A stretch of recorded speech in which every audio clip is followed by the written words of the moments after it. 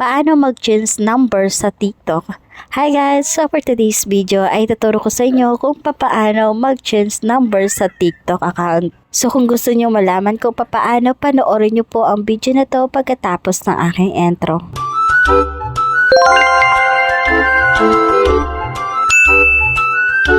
So una guys ay punta lang kayo sa inyong TikTok account.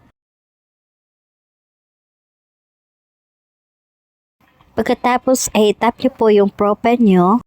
Then tap yung tatlong guhit sa taas.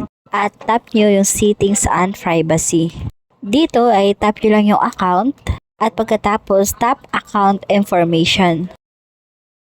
Tapos tap phone number. At tap change phone. Bali dito ay meron sa inyong magte-text sa number nyo ng PIN code at ilagay nyo po dyan sa box. Pagkatapos ay ilagay nyo lang yung gusto nyong ipalit na number.